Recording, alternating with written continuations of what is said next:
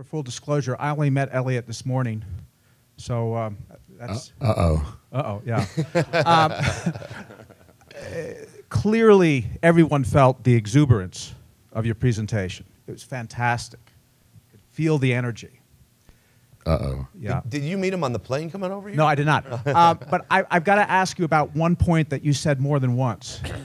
And you and I'm interested in this because later on I'm going to be speaking about the fiduciary standard. And the point is, you said more than once that you have 0 conflicts of interest.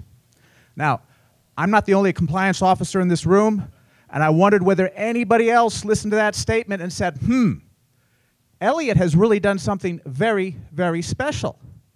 0 conflicts of interest. So I'd like to hear you extend and maybe revise your remarks. I don't know, but extend your remarks. So out of all respect for the gentleman that just met me, he didn't learn that I'm a recovering litigator. So let me put the fact out there early on that the topic on conflicts of interest is an interesting one, because the way the industry is talking about conflicts of interest, I think, has to be re-examined. And let me tell you what I mean. If the business is making money 2 different ways, in other words, a desk is taking a fee and you have a broker taking a second fee, that's a conflict of interest, right? We all agree that's a pretty black and white case.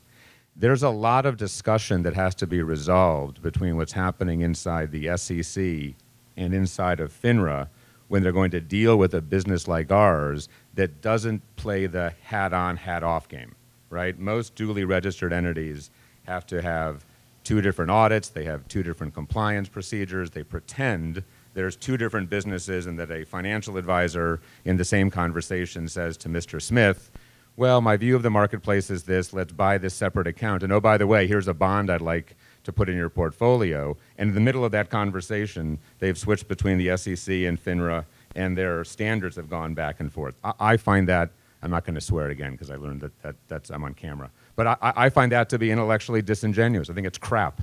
I think it's time for the industry just to come clean and say, look, either you're a fiduciary or you're not.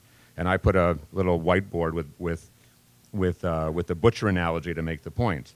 So when I talk about conflicts of interest, what I mean are the structural conflicts where the business is doing things as part of its business that are in the interest of the company at the expense of the client. They're making money, they're picking only 20 separate accounts to be on a platform because those separate accounts are paying a fee to be on a platform. I can give you a long list of them.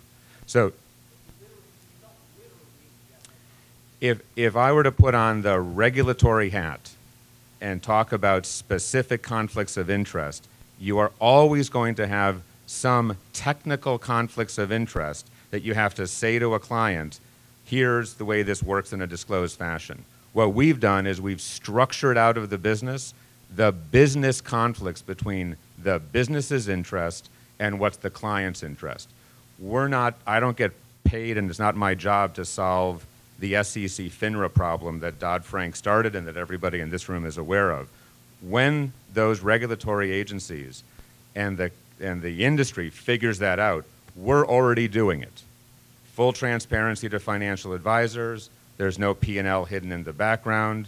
We don't limit our products to those that pay us. We don't get paid twice.